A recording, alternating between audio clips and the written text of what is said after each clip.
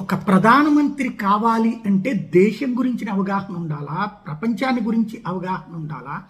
అందులో ఇవాళ ఉన్నటువంటి మల్టీ సిస్టంలో అంటే ప్రపంచవ్యాప్తంగా ఉన్నటువంటి విచిత్రమైనటువంటి వాతావరణాల మీద అవగాహన ఉండాలా.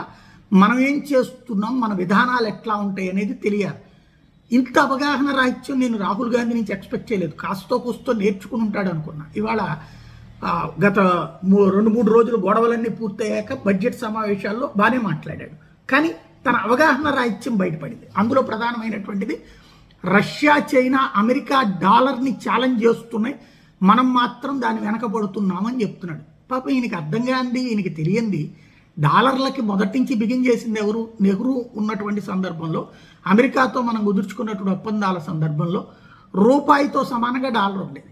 ఆయన టైంలోనే డాలర్కి పోటీగా మన రూపాయి పతనం ప్రారంభమైంది. డాలర్లతో అప్పటి నుంచి నడుస్తూనే ఉంది. ఇంకొకటి, డాలర్లెస్ ఎకానమీ అన్నది మనం ఒక్కళ్ళం చేయగలిగేది కాదు. ఈవెన్ చైనా ఒకటి కూడా చేయదు.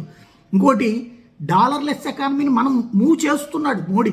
ఓ పక్కన ఇప్పటికే యూపీఐ పేమెంట్స్ని డెవలప్ చేయడం, అట్లాగే విదేశాలకి చైనాకి యువాన్లలో చెల్లిస్తున్నాం, రష్యాకి సంబంధించి రూపాయల్లో చెల్లిస్తున్నాం, లేకపోతే రూబెల్స్లో చెల్లిస్తున్నాం, మలేషియాతో రింగెట్స్తో ఒప్పందాలు చేసుకున్నాం. ఇట్లా ప్రపంచవ్యాప్తంగా 11 దేశాలతో మనం వాళ్ళ రూపాయలతోనే ఒప్పందాలు చేసుకున్నాం. మరి ఆ మాత్రం అవగాహన ఆయనకి లేదా?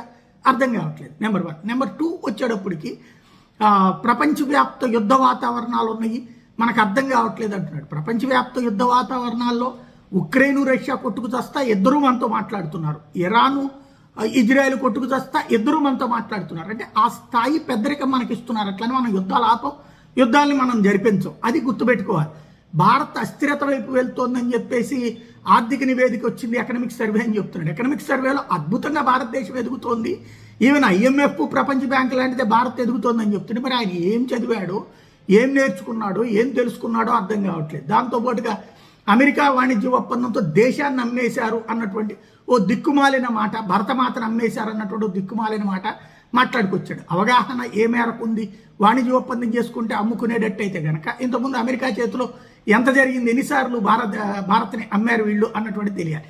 అలాగే ఎప్స్టీన్ ఫైల్స్ అంశాన్ని లేవనెత్తుకొచ్చాడు. ఎప్స్టీన్ ఫైల్స్లో రాహుల్ గాంధీ పేరు కూడా ఉంది, అట్లాగే వాళ్ళ పార్టీకి సంబంధించినటువంటి వాళ్ళ పేరు ఉంది, వీళ్ళు ఇచ్చినటువంటి పద్మోషలకు సంబంధించినటువంటి పేర్లు ఉన్నాయి.